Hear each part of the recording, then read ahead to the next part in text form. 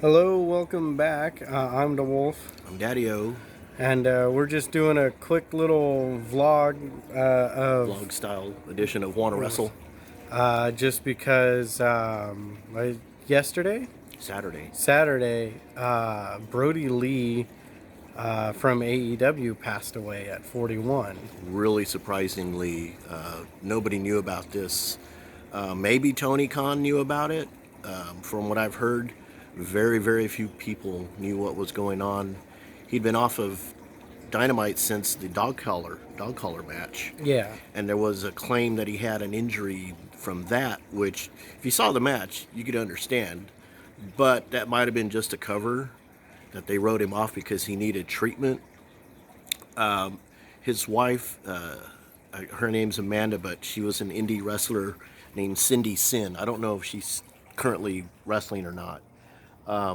Said, well, it's interesting because in her tweet she talked about everybody at AEW treating them so well, and then she talked about the Mayo Clinic.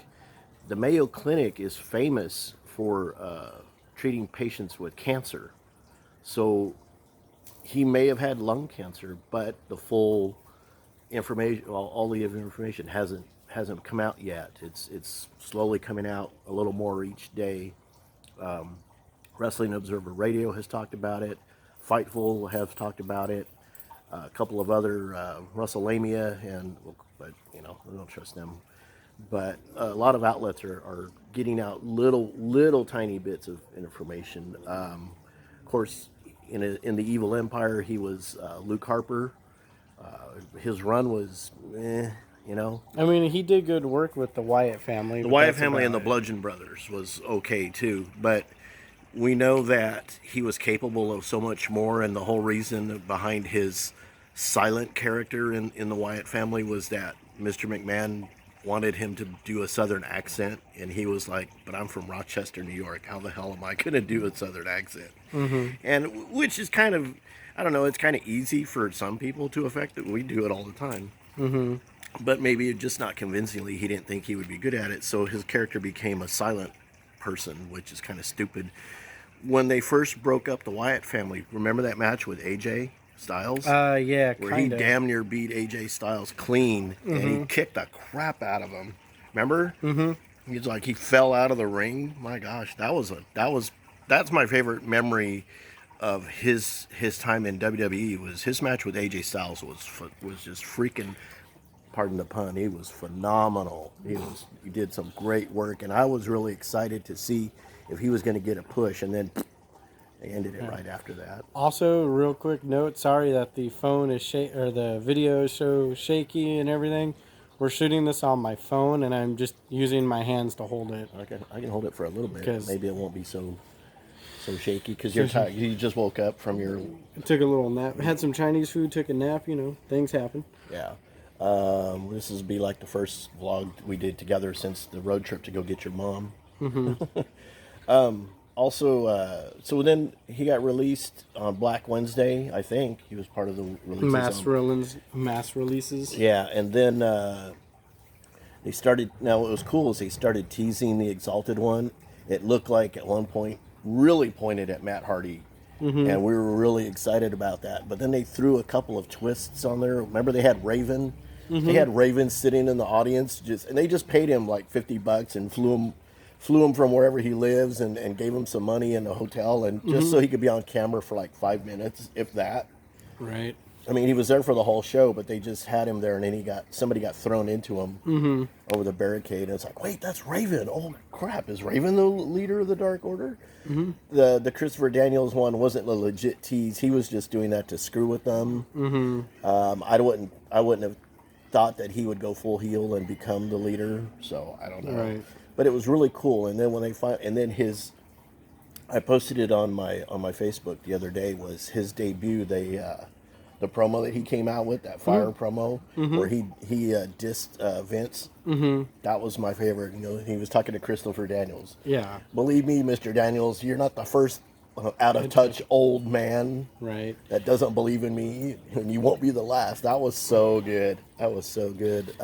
Now, at first, I didn't really follow his character as the Exalted One, just because it didn't make sense what he started doing because of how evil Uno was like talking him up. Once he gets here, you'll see how I see things. Your eyes will be opened. And then he was just parodying McMahon for a little bit, and I was like, okay. But Well, it progressively got better, and his matches never sucked. and he was never bad on the mic either. No.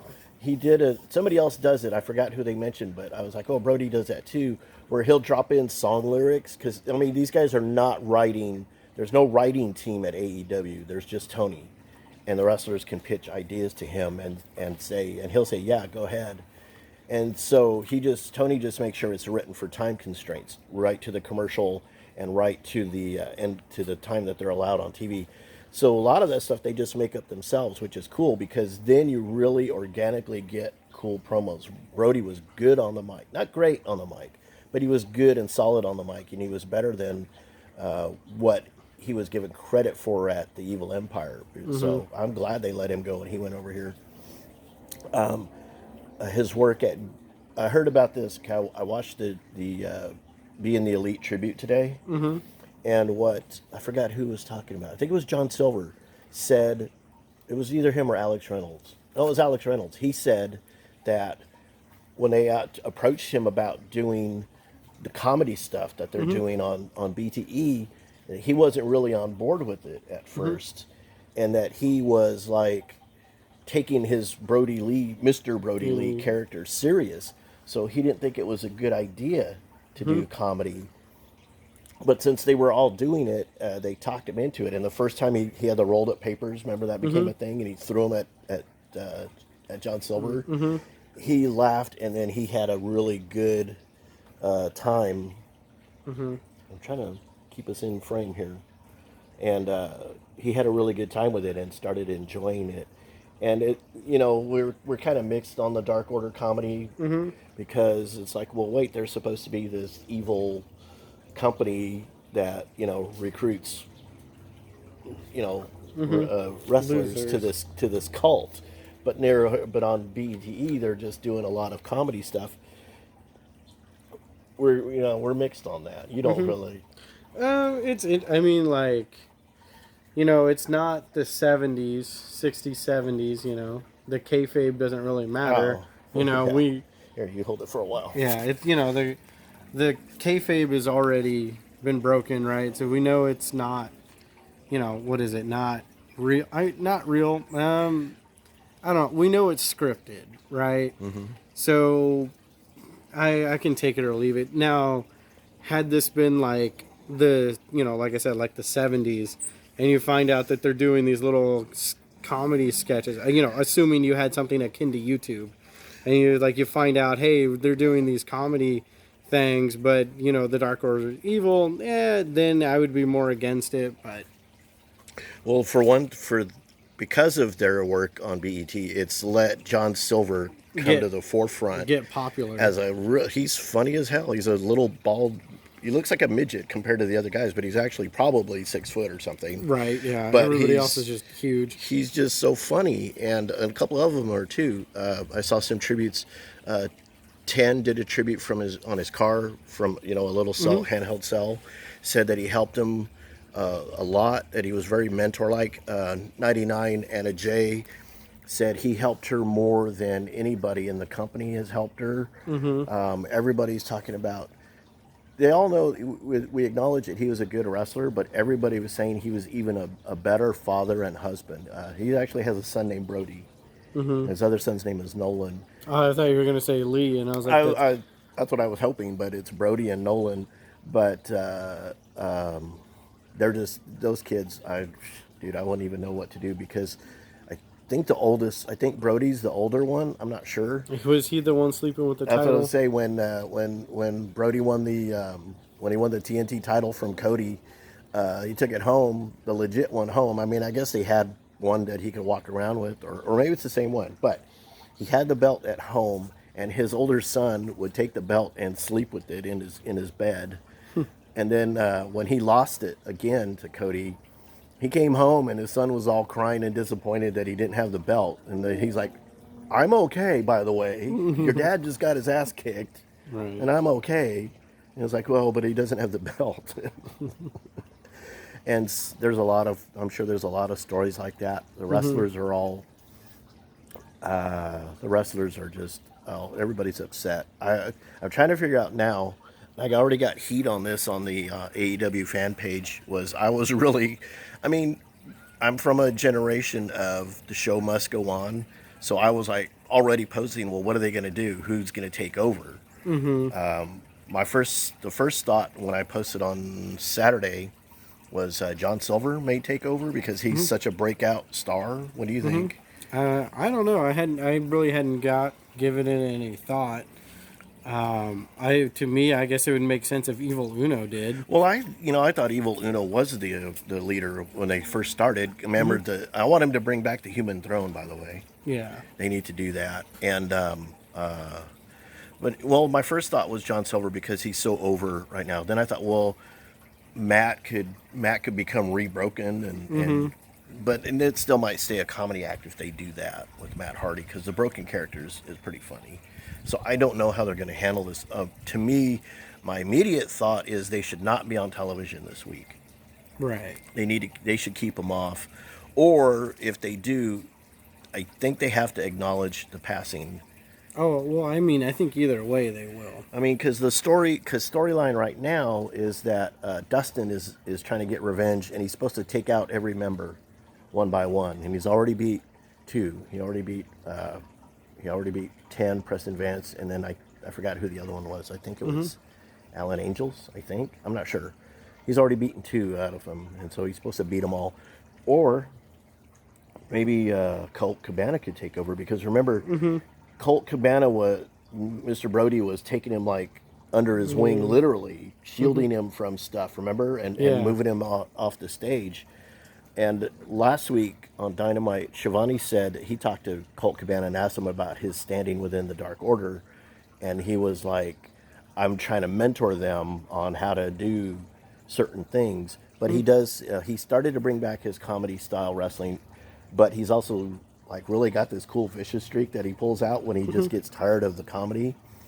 I think they could work that into him being the new leader. I don't know what's going to happen. All right.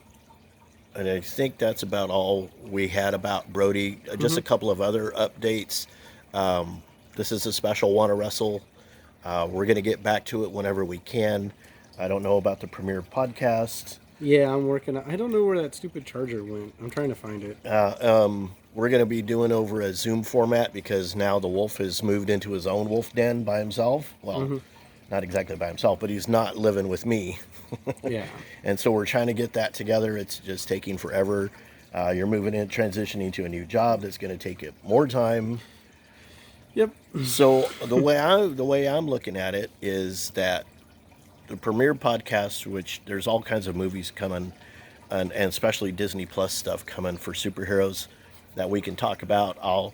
He'll have to let me know when he's ready, and then I'll have to pop in on Zoom, talk about that. As far as Wanna Wrestle goes, I'm still watching wrestling every week and writing all my notes. So I might be doing the majority of the Wanna Wrestle stuff, and then he can pop in when I say, hey, I'm going to do it this day at this time. If he's not busy, he can pop in. Otherwise, it'll probably be just me. Which, by the way, working retail around Christmas, you're always busy. Yeah. Well, luckily, you don't have to do that too much longer. No. And so that's it. We just really, I think this dude was just barely scratching the surface of what his potential could have been in AEW. And it was really sad. I was freaked out. I want to give a shout out to Savannah Givens, my Facebook friend and my real life friend. She's engaged to Nisha. She's the one that told me about it, and she said, "Had you heard?" And I was like, "No." And then I didn't know how legit it was, so I Googled it, and it was TMZ, and everybody else was all reporting on it. I'm like, "Oh crap, it's real." And so I looked up some information, and man, it's hard. Everybody has their favorite celebrities. I don't really care if a singer, whatever, dies of an overdose. That sucks, but to the fans. But they did it themselves. This dude had a lung cancer or a lung issue, and that was out of his control. He didn't opt for it, so it's really, really really messed up. So that's what I got to say about that. I was hope all the Dynamite fans are.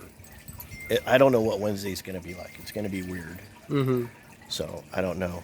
I'm sure if you guys go online, BTE released a half hour or so tribute, which is funny because it's all F bombs basically. You have to see it, and a couple of other channels are releasing tributes. And Mm-hmm. I don't know if we could do one, but this is basically our tribute. We're just saddened by this passing. Mm-hmm. And I think that's all we got for you guys. Yeah, that's all. But yeah. I Oh, don't know. Oh, what do you got? on another subject, I want to thank everybody who's checking us out on our Facebook page. Hopefully that's going to be encouraging so that we can get some more content out. Mm-hmm. I think we're up to 33 subscribers on the YouTube channel. And so everybody, every time I go on Facebook now, our Eric Wolf Productions page has more views. And I Mm-hmm. kind of feel like we're cheating everybody because we don't have anything there. Right. Yeah. So we'll try to work on that, and we'll try to get some more stuff out for you. But it's just a crazy time right now for both of us. So, Mm-hmm. okay, Yeah, but we do look forward to howling with you again next time. at some point. Yeah, at some point.